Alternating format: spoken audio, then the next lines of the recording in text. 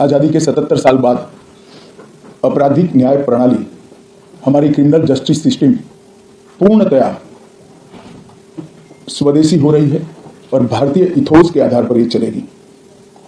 75 साल के बाद इस कानूनों पर विचार हुआ और ये कानून जब आज से हर थाने में अपना काम करना चालू करेंगे, तब अंग्रेजों के बनाए हुए कानून निरस्त होकर भारत की संसद ने बनाए हुए कानून आएंगे। दंड की जगह न्याय लेगा, देरी की जगह स्पीडी ट्रायल और स्पीडी जस्टिस मिलेगा। और पहले सिर्फ पुलिस के अधिकारों की रक्षा की गई थी, अब पीड़ितों के अधिकारों की रक्षा और जो कंप्लेनेंट है इसके भी अधिकारों की रक्षा करने का काम होगा। तो एक नए नजरिए के साथ ये तीनों कानून आज सुबह से ही, मतलब कल मध्यरात्रि से काम करना शुरू किए हैं। अब इंडियन पिनल कोड, जिसको आईपीसी कहते थे, 1860 से जो कानून था, इसकी जगह बीएनएस भारतीय न्याय संहिता आएगी। क्रिमिनल प्रोसीजर कोड, जिसको सीआरपीसी कहते थे, जो 1898 से अमल में था, इसकी जगह भारतीय नागरिक सुरक्षा संहिता बीएनएसएस आएंगे। और इंडियन एविडेंस एक्ट 1872 से जो इस देश के क्रिमिनल जस्टिस सिस्टम को गवर्न करता था, इसकी जगह भारतीय साक्ष्य अधिनियम बीएसए लागू होगा। तो बीएनएस, बीएनएसएस और बीएसए के लागू होने से पूरी न्याय प्रणाली का आपराधिक कानूनों की पूर्णतया इसके अंदर हम कह सकते अब भारतीय आत्मा है।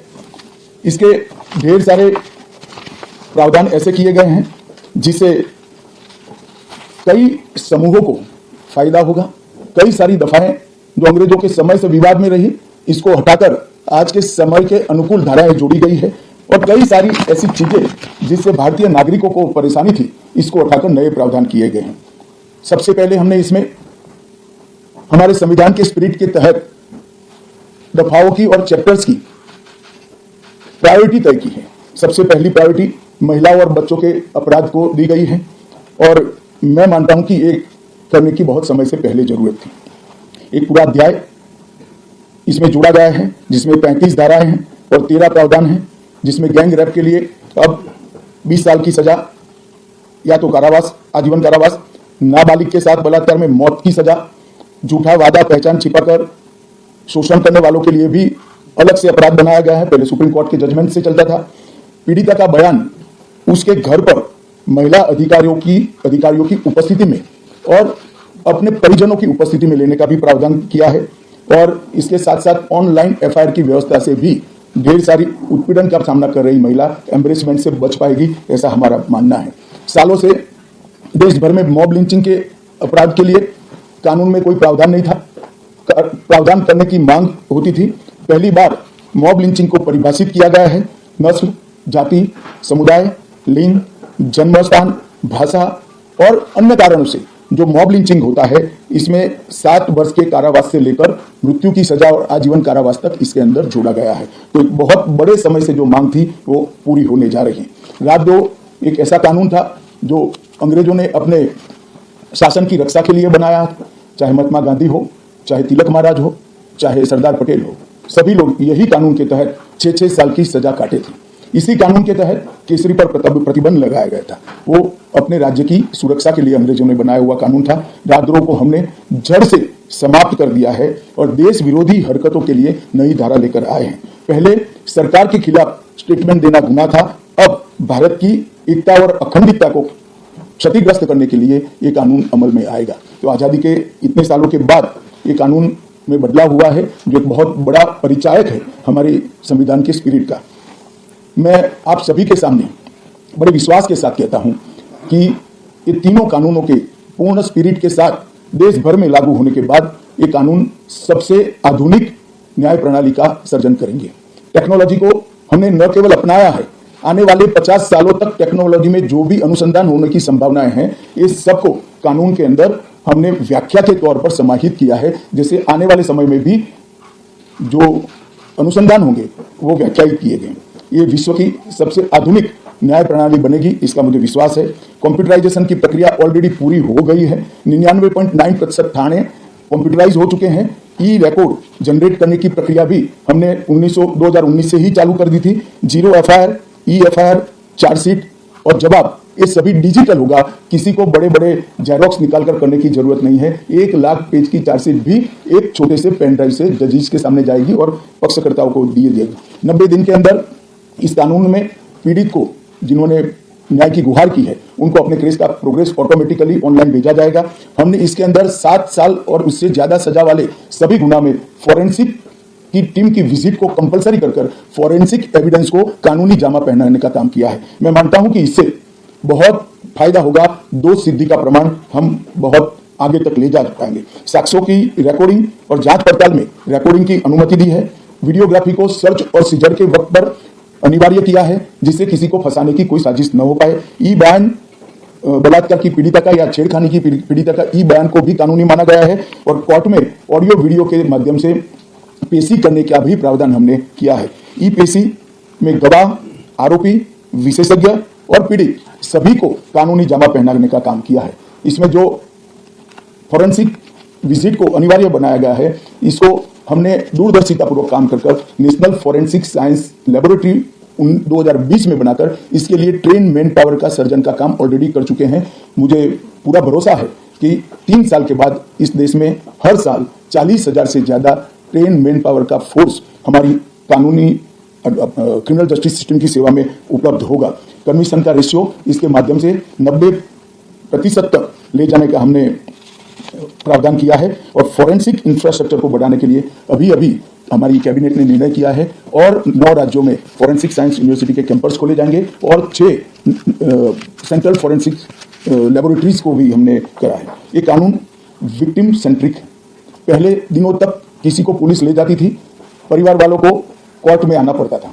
अब हमने कंपलसरी किया है कि हर थाने में रजिस्टर होगा और ई रजिस्टर भी होगा कि कौन सा अपराधी पुलिस की कस्टडी में है, जिससे हेबियस के माध्यम से कोर्ट में नहीं जाना पड़ेगा।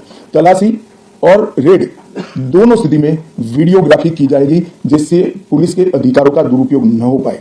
और हमने अपराधियों को बेल को भी लंबे समय तक लंबित केसों में कानूनन बना दिया है, जिसमें एक निश्चित समय मर्यादा अपराध के अंदर जो सजा है उसके अनुपात में हो जाने के बाद जेल सुपरिटेंडेंट की जिम्मेदारी होगी कि इसको बेल पर रिहा किया जाए। तो इसके लिए कोर्ट में किसी को जाने की जरूरत नहीं पड़ेगी। इसमें विक्टिम को अपनी बात रखने का मौका मिलेगा, इंफॉर्मेशन का अधिकार मिलेगा और नुकसान के लिए क्षतिपूर्ति का भी अधिकार पहली बार भारतीय कानूनों में हम करने जा रहे हैं। 0 FIR, विक्टिम की FIR की प्रति की निःशुल्क प्राप्ति और 90 दिन में जांच का रिपोर्ट देने से इससे बहुत बड़ा फायदा होगा। समय पर न्याय, लगभग 35 न्याय प्रणाली की 35 धाराओं में हमने समय मर्यादा निश्चित की है और ये टेक्निक के आधार पर प्रोसीडिंग्स होने के कारण भी समय पर न्याय मिलेगा। 3 दिन में FIR दर्ज करनी है, 7 दिन के भीतर जांच रिपोर्ट पीड़िता के सार्वजनिक करनी है, 60 दिन के अंदर ही अपराध तय करने हैं और घोषित अपराधियों के खिलाफ 90 दिन के अंदर मुकदमा कायम करना है और आपराधिक मामलों में मुकदमे की सुनवाई के बाद ज्यादा से ज्यादा 45 दिन के अंदर जजमेंट की घोषणा करनी है। तो कई जगह पे हमने समय को कम कर बाध्य कर हमने जल्दी से न्याय मिल पाए इस दिशा में काम किया है। हमने 3 वर्ष से कम कारावास में 60 वर्ष से अधिक उम्र में के लोग जो है, इसमें पुलिस अधिकारी की पूर्व अनुमति अरेस्ट के लिए अनिवार्य करी है। गिरफ्तार व्यक्ति को 24 घंटे में मजिस्ट्रेट के सामने ले जाने का प्रावधान भी कानूनी बनाया है और 20 से ऐसी ज्यादा धाराएं हैं जिसमें पुलिस की जवाबदेही हमने सुनिश्चित करी है। पहली बार PE का भी हमने प्रावधान इसके अंदर किया है। साक्ष्यों के संबंध में भी टेक्नोलॉजी को हमने बढ़ावा दिया है। इलेक्ट्रॉनिक साक्ष्यों के प्रति विश्वसनीयता बढ़े, इसके लिए कानूनी प्रावधान कड़े किए हैं। सर्वर लॉग, स्थान संबंधी साक्ष्य और वॉइस मेल, इस सब की व्याख्याएं की गई है। अब न्याय प्रक्रिया संविधान की 8वीं अनुसूची में आने वाली सभी भाषाओं में काम करती हो जाएगी। हमारी स्थानीय भाषाओं के लिए बहुत बड़ा फैसला है। हमारा पूरा सॉफ्टवेयर जो बनेगा वो 8वीं अनुसूची में आने वाली सभी भाषाओं में बनेगा। कानून बनने के बाद, संसद ने पारित करने के बाद तैयारी के लिए ढेर सारा प्रयास भारत सरकार के गृह मंत्रालय और हर राज्य के गृह मंत्रालय और जस्टिस मंत्रालय ने किया है। लगभग 22.5 लाख पुलिस कर्मियों की ट्रेनिंग के लिए 12,000 मास्टर ट्रेनर्स बना दिए गए। कई इंस्टीट्यूशन को अधिकृत किया गया और 23,992 मास्टर ट्रेनर अब तक ट्रेन हो चुके हैं। जुडिशरी में 21,000 सबऑर्डिनेट जुडिशरी का ट्रेनिंग हो चुका है और इसके लिए भी आगे पर मास्टर ट्रेनर्स की कई बैच स्थानीय भाषाओं में तैयार हो गई है। 20,000 पब्लिक प्रोसिक्यूटर्स को ट्रेन किया गया है और लगभग हर प्रोसिक्यूटर को एक ऐप दे दिया गया है और नए कानून छापे हुए दिए गए हैं कि पुरानी धारा कौन सी थी, नई धारा कौन सी है। प्रिजन के 51,224 कर्मचारियों का ट्रेनिंग हुआ है और फॉरेंसिक के 4,000 कर्मचारियों का ट्रेनिंग हुआ है। कुल मिलाकर ट्रेनिंग की संख्या पुलिस में 6 लाख, प्रोसिक्यूशन में 4,000, जुडिशरी में लगभग 20,000, फॉरेंसिक में भी 4,000 और प्रिजन में 10,868 मास्टर ट्रेनर अभी काम कर रहे हैं। मित्रों, ये संहिता के लिए कुछ विपक्ष के मित्र अलग अलग बातें मीडिया के सामने रख रहे हैं कि अभी ट्रेनिंग नहीं हुई है, चर्चा नहीं हुई है। मैं आप सभी को बताना चाहता हूं कि लोकसभा में कुल मिलाकर 9 घंटा और 29 मिनट चर्चा हुई है।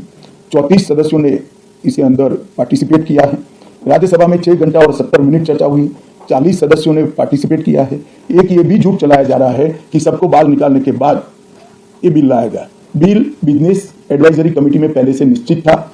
मेरा ये स्पष्ट मानना है कि 14 तारीख से ही विपक्ष ने सदन का बहिष्कार करने जैसी हरकतें करी थी और शायद वो हिस्सा लेना नहीं चाहते थे।